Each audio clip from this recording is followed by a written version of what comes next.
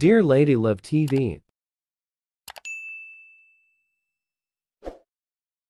Billionaire's Night with his ex. Tunghayan na po natin ang ika-4 na bahagi. Nanginginig si Vic. Hindi dahil sa lamig kundi sa pagpipigil niya ng emosyon. He felt both hot and cold, sad and happy, angry and elated. Ganun na lang ang pagmamadali niya makalayo sa kwarto kung saan nandoon si Shanna dahil sa takot na hindi niya mapigilan ang pagkahatak niya pabalik doon. Hindi niya gustong iwan si Shanna. Kung sinunod lang niyang udyok ng kalooban, ay yakap-yakap niya na ngayon ang ex-girlfriend. Una ay para alisin ang lamig na alam niyang nararamdaman nito, at ang pangalawa ay para punan ng emptiness na matagal na rin niyang iniinda. Yes, it felt as if there was a huge gaping hole inside him. Pinipilit niyang punan iyon ng napakaraming trabaho pero hindi umuobra. Hanggang sa makasanayan na niya ang kahungkagan na iyon. It felt as if that emptiness devoured all his emotions. Pakiramdam niya ay hindi siya nakakalayo sa zombie. Nakakakilo siya, nagagawa ang mga kailangang gawin pero wala siyang pakiramdam. Kabaligtaran ang nangyayari sa kanya ngayon. Now he was swashed with feelings and emotions. Lahat ng iyon ay binuhay ni Shanna. Hindi lang iyon dahil nasa iisang bahay sila, kundi dahil sa mga tagpong nananariwa sa kanyang alaala. Nagmadali na si Vic sa paglalakad sa koridor. Sa bilis ng lakad, pagliko ay nabangga niya ang decorative jar na nasa isang tabi. Muntik iyong matumba, kaya agad niyan sinalo. Hindi lang ang jar ang nahawakan niya, kung hindi ang kamay ng kung sino. Sinay! Gulat na bumulala si Vic na nasa akto ng pagpigil sa pagkabuwal ng imahen na nasa dulo ng mahabang pasilyo. Galing si Vic sa kwarto at habang nakatingin sa bintana, ay natanaw niya ang papalayong figura ni Sinay na nasa bakuran nila. Agad din iyong nawala sa paningin niya, kaya nagmadali siyang lumabas ng silid para habulin ito. Pero hindi para umalis ang dalaga kagaya ng akala niya. Hayun ito, nasa loob na ng bahay nila, nasa 2 palapag. Ano ginagawa mo rito? Alam nila pareho na hindi basta-basta umaakit doon ng mga bisita. Dinadalaw ka. Ano? Ayaw mo ba? Hindi sa ganon. Lumingalinga si Vic. Bahalang may makakita sa'yo. At ikaw ay mapilitang pakasalan ako dahil nagkasama tayo ng walang ibang tao. Sige, ikaw ay iiwan ko na. Umakma si Sinay na aalis na. Huwag. Humaikot ang mga braso niya sa kasintahan para pigilan ito. Kung ako ay pipiliting magpakasal sa'yo, ay mamatamisin ko. Ayoko lang na may mag-isip na ikaw ay masamang babae. Hinawakan ni Vic ang 2 kamay ni Sinay. Kaiba ito sa lahat ng babaeng nakakasalamuha niya. Hindi ito mahinhin, medyo galagaw pa nga. Matapang din ito. Ayos sumunod sa patakaran ng nakatatanda na dapat ay mayumi sa kilos ang isang dalaga na kagaya nito. Iyon nga rin siguro ang dahilan, kaya sa dami ng mga babaeng nagpupumilit na kumuha ng pansin niya, ay dito siya nabighani. Ni hindi nga siya nagugulat sa bigla-biglang pagsulpot ni Sinay sa bahay nila. Mapamaraan na kasintahan, at itinuturing na raw nito na parang isang pakikipagsapalaran ang pagpapakita sa kanya ng patago. Huwag mo akong tuksuhin dahil baka ako ay hindi makapagpigil. Tinakot kunwari ito ni Vic. Sino ba ang matatakot sa sinasabi mo? Ganti ng dalaga. Pero nang umakma siyang hahalikan si Sinay ay napaatras naman ito. Natawa siya. Naaaliw sa babaeng mahal niya. Sa halip na halikan ay niyakap na lang niya ito at hinalikan ang itaas ng ulo. Palagi na lang siguro siya may kakabit kay Sinay, ang amoy na nalalanghap niya. Iyong pinaghalong amoy ng sampagita at gugo. Dinala ko si Senyora ang imaheng pinaukit niya. Akala niya ay umalis na ako, ngunit nagpa siya akong pumuslit papunta sa kwarto mo. Nakangiti nitong pagkukwento. Napangiti rin si Vic. Alam niya kung bakit napakadali para sa dalaga ang makapasok sa bahay nila. Noong bata pa ito ay sinasama raw si Sinay ng ina nito tuwing tutulong sa mga gawain kapag may piging sa bahay nila. Nasa liksik na ang batang Sinay ang mga lihim na lagusan ng pamamahay ni Vic, na ngayon ay siyang dinadaanan nito para marating ang kanyang silid. At bakit mo naman ginawa yon? Tanong niya. Dahil gusto kitang masilayan man lang. Ang lapad ng ngiti ni Vic. Isa pa, ugali ni Sinay na nagustuhan niya. Matapang itong maghayag ng damdamin sa kanya. Iba talaga ang ritmo ng tibok ng puso niya kapag ito ang kasama. lalo na sa mga ganong panahon na palihim siyang pinupuntahan ng dalaga. Itinaas niya ang mukha nito. Dinantayan niya ng daliri ang labi ng dalaga, saka dinala ang daliring idinampiroon sa sarili niyang labi. Kung sana lang ay labi niya ang dadantayan doon. Vic, nahinto ang balak niya nang may marinig siyang boses. Nabahala si Vic. Ayaw niyang mahuli si Sinay na kasama siya dahil siguradong ito ang pag-iisipan ng masama. Si Sinay naman mabilis na nagkalayo. Bago ito sumuot sa lihim na lagusan na nasa likod, ng isa sa mga dingding ay kumaway pa muna ito sa kanya. Hindi mapigilan ni Vic ang mapangiti. Vic, may umaalog kay Vic at iyon na gumising sa diwa niya. Noon niya nakita na nakaupo na pala siya sa pasilyo, nakasandal sa mismong dingding kung saan dumaan si Sinay, papunta sa lihim na lagusan. Napansin iyon ni Shana. Nangyari na naman ano? Iyong panaginip na parang hindi panaginip. Yeah, sagot ni Vic. At ang eksena ay iyong pagpuslit ni Sinay sa bahay ni Vic. He was amazed and surprised. Paano mo nalaman? Wait, don't tell me. You were there too? Ang pagkakaintindi ko si sinabi ni Sinay. Kapag pumayag ako na magsanib ang kamalayan natin, ang nangyayari sa kanya ay parang ako na mismo ang nakaka-experience. Kaya kung nandoon si Sinay sa eksena, asahan mo ring nandun ako dahil ako ang gumaganap sa papel niya. Hindi ko pa rin maintindihan ang napaka-weird na experience na to, pero ano bang magagawa ko? Tumingin sa kawalan si Shana. May hinahanap yata ito sa isipan. Hinagawa ko yun dati. Nasabi ni Shana na parang sarili mismo ang kinakausap. Iyong pagdalaw niya kay Vic nang basta lang. Hindi sa bahay nila pumupuslit si Shana kung hindi sa kondo niya. Magigising na lamang siya kung minsan sa masarap na amoy ng nilulutong pagkain. Nakikita man kasi sila sa ospital ay laging abala pa sa pasyente si Vic. Hindi rin sila nagpapakita ng lambingan doon dahil ayaw nilang may masabi sa kanila. Hindi nga common knowledge sa mga kasamahan ni Vic sa ospital ang relasyon nila. Isang beses na siyang dinalaw ni Shana sa kondo. But one memory stood out, yung noong anniversary nila. Pabagsak na humiga sa couch si Vic. It had been a very long day. Ang daming pasyente. Pagod na pagod tuloy siya. Hindi niya na naituloy ang balak na sorpresahin ng isang special dinner si Shana. Nagka-emergency case kasi siya na umubos ng oras niya. Hating gabi na halos na makauwi siya. Inabot ang cellphone para tawagan ng dalaga. Mabati man lang ito. Napakunot siya nang may marinig na tunog ng cellphone. Galing iyon sa mas loob na bahagi ng kondo. Doon din sa mismong pinanggagalingan ng tunog ay may natanaw siyang liwanag. Palapit iyon ng palapit sa kanya hanggang sa matukoy niya kung ano ang pinagmumulan niyon. Isang kandila. Kandilang nakapatong sa cake. Napabangon siya nang maaninag ang taong may dala ng cake. Si Shana. Happy anniversary. Pati nito.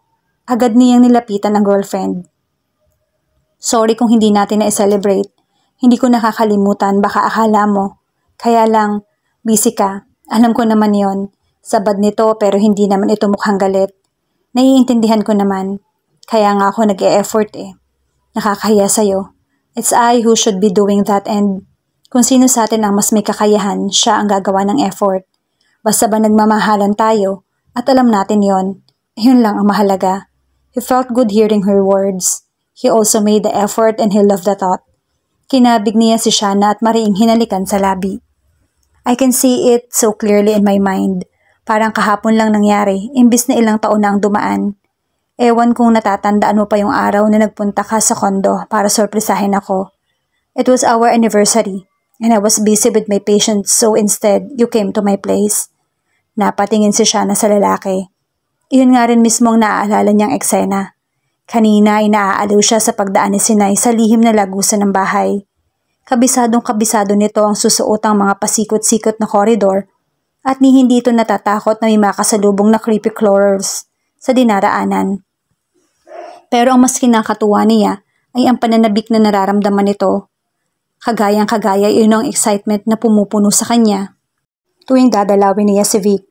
At ang sayang nag-uumapaw sa kalooban ni Sinay ay katulad din ng tuwang bumabalot sa kanya kapag nakikita niya ang pinaghalong tuwa at amusement sa itsura ni Vic kapag dumarating siya sa kondo ng lalaki nang hindi nito inaasahan.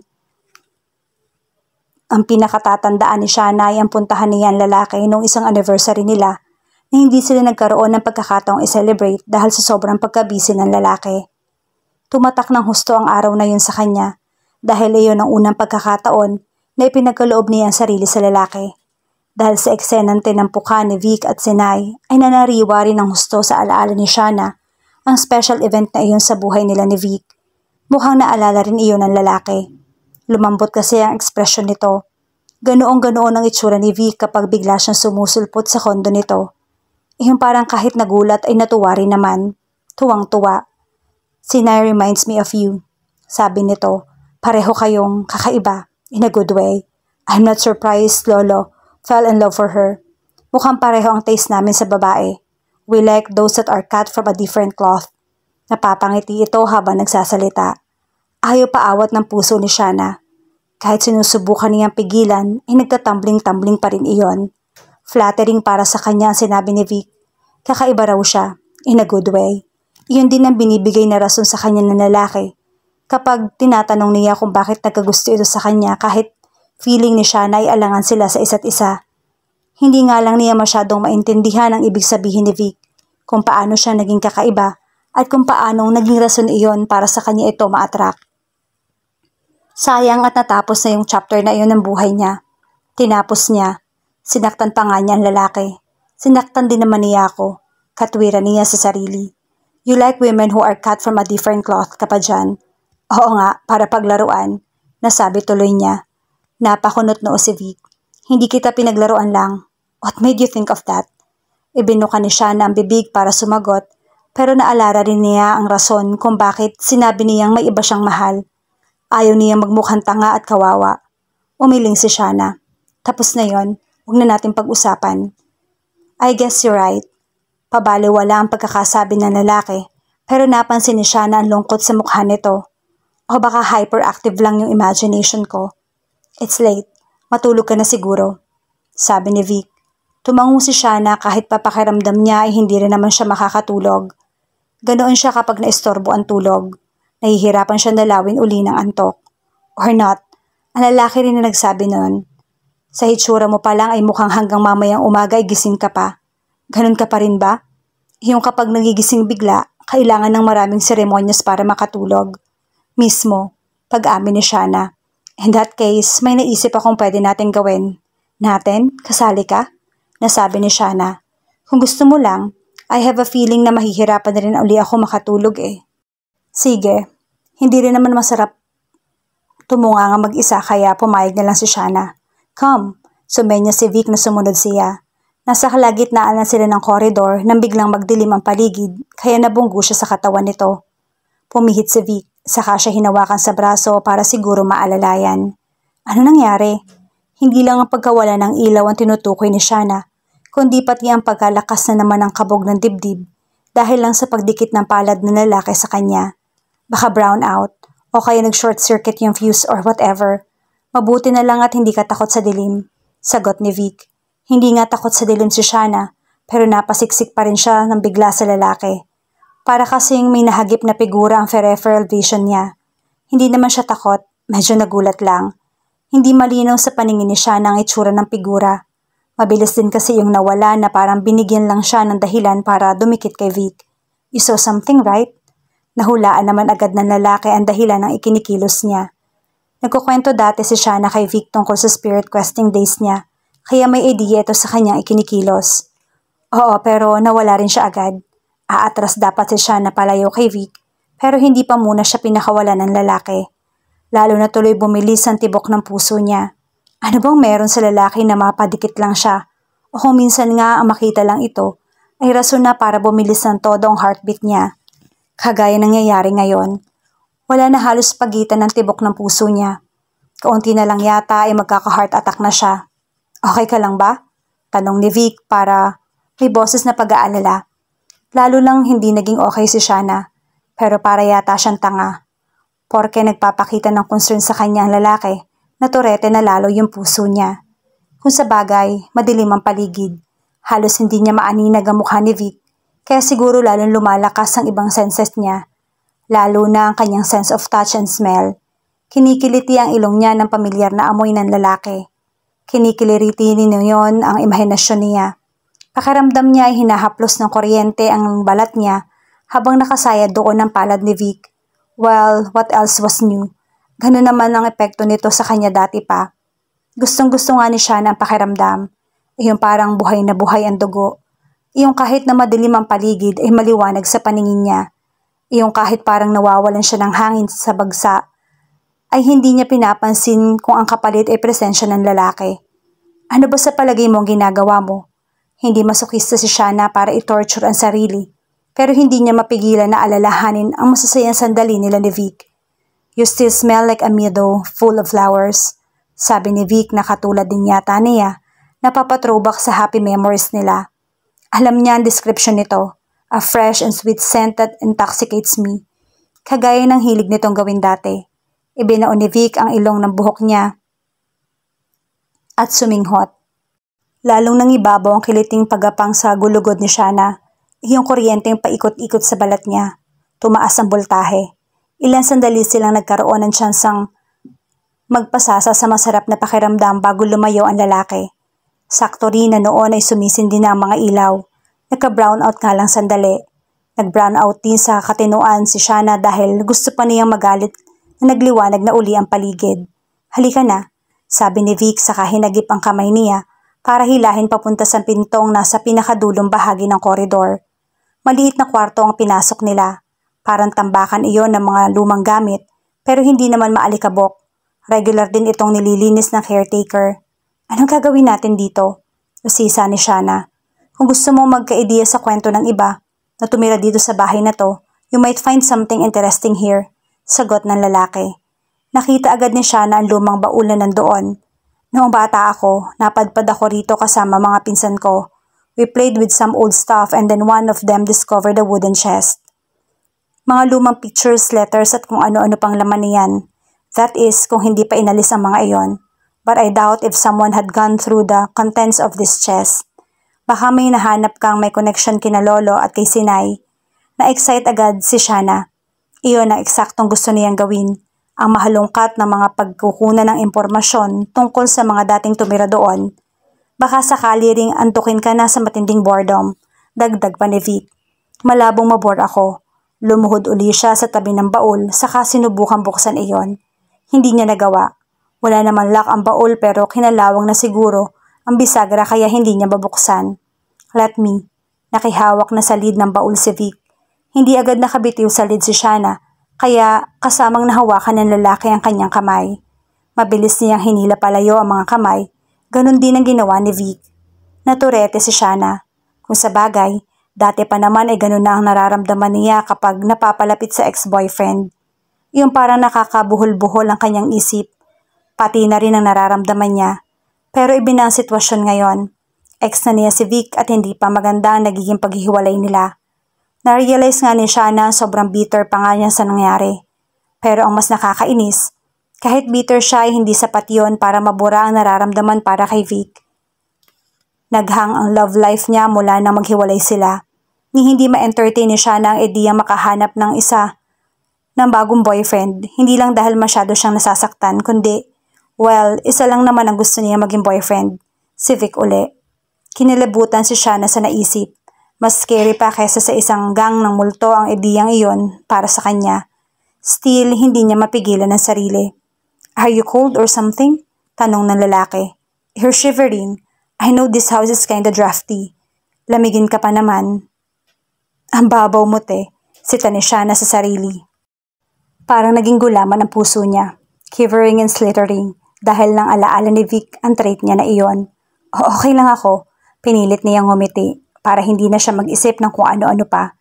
Ibinuhos na lamang niyang atensyon sa pagbubungkal sa lumang baul. Maraming laman na memorabilia ang baul pero kahit may ilang sulat doon na para kay Lolo, walang nahalungkat si Shana na galing kay Sinay. Ang tanging nahanap niya ay isang drawing o portrait siguro ng mas tamang itawag doon. Ginuhit iyon gamit ang lapis o charcoal, pero hindi siya sigurado. Basta ang alam niya, mahusay ang gumuhit ng portrait. Detalyado iyon at kamukhang-kamukha ng painting na nakasabit sa may hagdan. Lolo was a painter, a good one. Nakikiisyoso pala si Vic. Nasa likuran niya ang lalaki, kaya sa gulat paglingon ni Shana ay muntik nang magdikit ang mga labi nila. Estatwa ang peg niya. Hindi siya makakilos, kahit pa inuutusan niya ang sarili na iyon ang gawin. Sobrang pamilyar sa kanya ang preskong amoy ng hininga ng kaharap. Ang mga labi nito nakakatukso. Ilang beses ba niyang nahahalikan ang labing yon? Hindi niya matandaan. Pero sure si Shana, sa bawat pagkakataon na nangyayari yon, ay nararamdaman niya ang init at kilig na dala ng halik ng lahat ng body parts niya. Sana ay maulit muli.